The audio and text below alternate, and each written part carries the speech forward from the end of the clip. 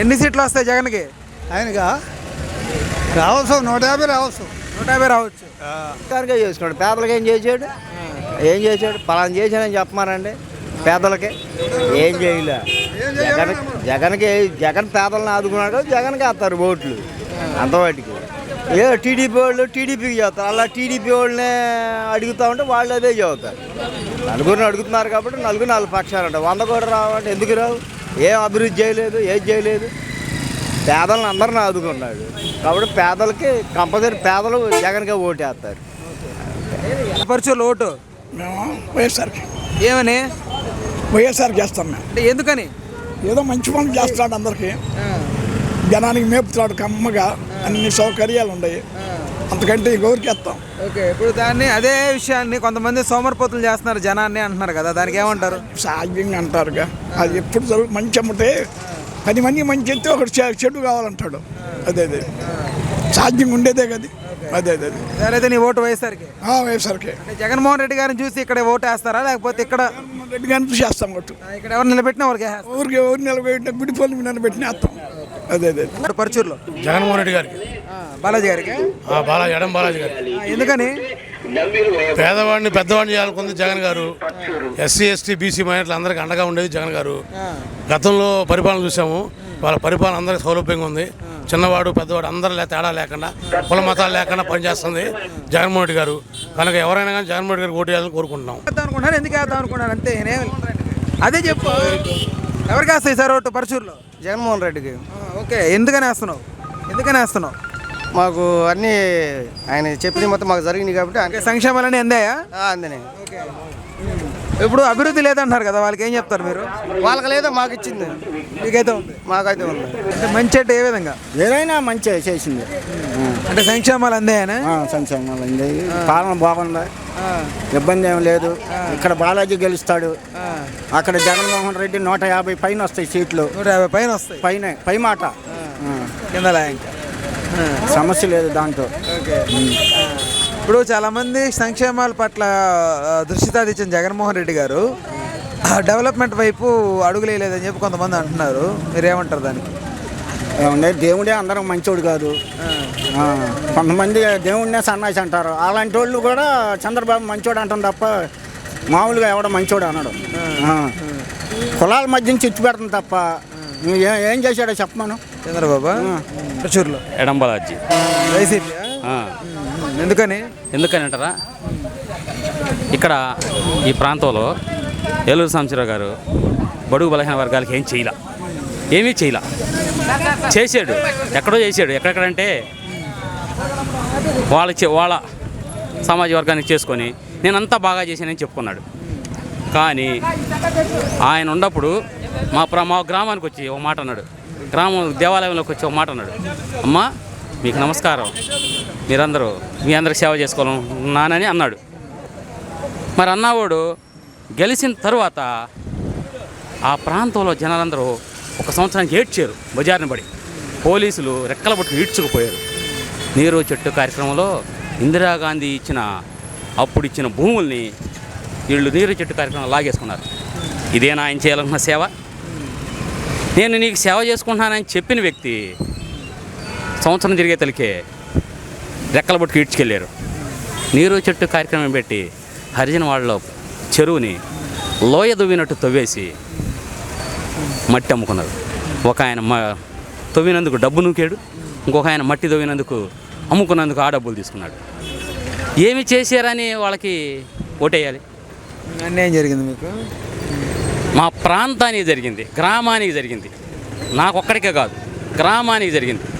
ఇప్పుడు ఈ ప్రభుత్వం వచ్చిన తర్వాత 5 ఏళ్లలో మేము మా ఊర్లో సైడ్ కాలం మొత్తం దగ్గరగా ఒక 30-40% డ్రైనేజ్ కట్టించుకున్నాం. అప్పుడు లేదు, ఆయన ఏం చేయలా. ఆయన చేసాడు, ఎక్కడ చేసుకోవాలో అక్కడ చేసుకున్నాడు. బడుగు బలహీన వర్గాలకి ఏం చేయలే ఆయన. అది ఆయన ఎప్పుడైనా వస్తే, ఇప్పుడు ఆయన మీద ద్వేషం కాదండి, ఒక ఎమ్మెల్యే గారు అయినప్పుడు అందరికీ చేయాలా. అది ఎమ్మెల్యే అంటే. అందరికీ చేయనివాడు ఎమ్మెల్యే ఎలా అవుతాడు? అందరికీ సమన్యాయం చేసిన వాడే ఎమ్మెల్యే. ఇప్పుడు ఏదో ఆయన మీద ద్వేషం ఉండనే ఇవన్నీ మాట్లాడతాం కాదు.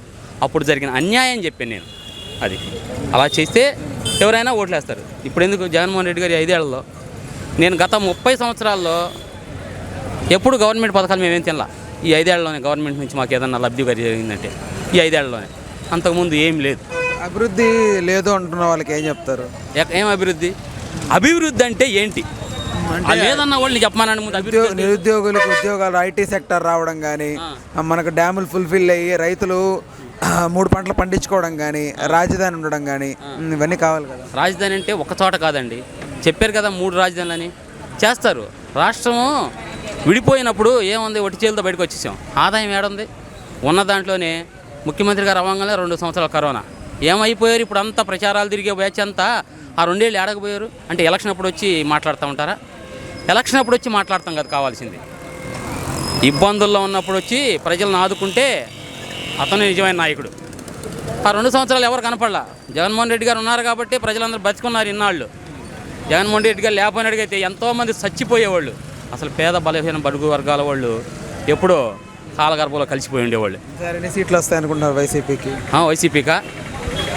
నా పర్సనల్ అభిప్రాయం అయితే 160 సీట్లు వస్తాయి. 160 సీట్లు వస్తాయి. జనాలందరూ ఇప్పుడు పోయినసారి కూడా 120, 130 వస్తాయి అన్నారు. 151 వచ్చినాయి. జనాలు నాడు ఎవరు చెప్పలేరు. 160 సీట్లు వస్తాయి. మీరు లైవ్ కాస్ట్ పెట్టుకుంటున్నారు కదా, ఈ రోజుది జూన్ 4 తర్వాత చూడండి. అఫ్కోర్స్ ఒక 10 అటు ఇటుగా అయినా ఉండవచ్చు. మేము 150 రావచ్చు. ఇంకోటి ఏంటంటే ఇప్పుడు అయినోళ్ళు వేయరు. కొంతమంది పెరిగారు. ఇటు తగ్గితే ఇటు పెరిగారు. అది ఆ తగ్గిన వారా ఇటు పెరిగారు. దానివల్ల ఏం ఇబ్బంది లేదు. జగన్మోహన్ రెడ్డి గారు 100% ముఖ్యమంత్రి అవుతాడు. మళ్ళీ అభివృద్ధి కార్యక్రమాలు చేస్తూనే ఉంటాడు. అందరికి ఉద్యోగాలు ఇస్తాడు. అసలు ఉద్యోగాలు అనేవాళ్ళు వాలంటీర్ అన్న ఏదో ఉద్యోగం. 2 సీట్లు వస్తాయి అనుకుంటున్నారు వైసీపీకి? 170 సీట్ల దాకా వస్తాయి. 75కి 70 వస్తాయి, గట్టిగా వస్తాయి. అంతా లేబర్, ఎస్సీ మైనారిటీ మొత్తం జగన్కి వేస్తారు ఓట్లు. ఎవరికి వేయరు. దళితులు కానీ ఎవరైనా సరే. మేము ఎస్సీలో ఏదైనా ఎవరికి 90% వేస్తాం. అది జగన్మోహన్ రెడ్డి. ఆయన పథకాల పట్ల ఎక్కువ అంటే ఇంట్లో కూర్చొని బతుకుతున్నారు జనం. వచ్చిన డబ్బులతోటి అమ్మఒడి వస్తుంది, పింఛన్ 3000 రూపాయలు పింఛన్ వస్తుంది, మహిళలకి 40 సంవత్సరాల వాళ్ళకి వస్తున్నాయి, అర్థమైందా, పిల్లల చదువులకు వస్తున్నాయి. ఎవరు చేస్తారండి ఇది? జగన్మోహన్ రెడ్డి ఈ జగన్ నుంచి ఈ జనస్పందన చూడలేక ఈ జగన్తో రాళ్ళ దాడి చేస్తున్నారు ప్రతిపక్షాలు. కంపల్సరిగా 175కి 175 వస్తాయి. వైసీపీ ఎందుకని? వైసీపీనండి. మాకు అన్ని పథకాలు వచ్చినాయి. 135,000 వచ్చినాయి మాకు. ఈ 5 ఏళ్ళలోనా లేకపోతే సంవత్సరానికి? సంవత్సరం కానీ 5 ఏళ్ళలో. సంవత్సరానికి ఎట్లా వస్తాయండి? 5 సంవత్సరాల్లో. అది రేపు మళ్ళీ 18,000కి పడ్డాయి అనుకో, ఇంకో 18,000 ఎక్స్ట్రా కలుస్తాయి. నమస్తే, నేను మోనిక. తెలుగు రాజ్యం ఇక ఊరూరా రాబోతోంది. దినదిన ప్రవర్ధమానమవుతున్న తెలుగు రాజ్యం ఛానల్కు 2 తెలుగు రాష్ట్రాల్లోని 42 లోక్సభ నియోజకవర్గాల నుంచి న్యూస్ కంట్రిబ్యూటర్స్గా వ్యవహరించడానికి యువతను ఆహ్వానిస్తోంది. జర్నలిజం పట్ల ఆసక్తి, కనీస సామాజిక రాజకీయ పరిజ్ఞానం, స్థానిక పరిస్థితులపై మంచి అవగాహన, స్థానిక పరిచయాలు, గౌరవప్రదమైన జీవనం ఉంటే సరికొత్త సామాజిక విప్లవంలో మీరు కూడా భాగస్వాములు కావచ్చు. మీ అంతరంగాన్ని ఆవిష్కరించవచ్చు. ప్రతి లోక్సభ నియోజకవర్గ పరిధిలో 2కి అవకాశం ఉంటుంది. 30 నుంచి 35 ఏళ్ల మధ్య వయస్కులై జర్నలిజం పట్ల అభిరుచి, ఆసక్తి కలిగిన యువతీయువకులు తమ వివరాలు, జీవన విధానం, ఆసక్తి గల ప్రాంతం, పాస్పోర్ట్ ఫోటోతో కలిపి ఈ దిగువన నంబర్కు వాట్సాప్ చేయొచ్చు. నంబర్ 8125150555.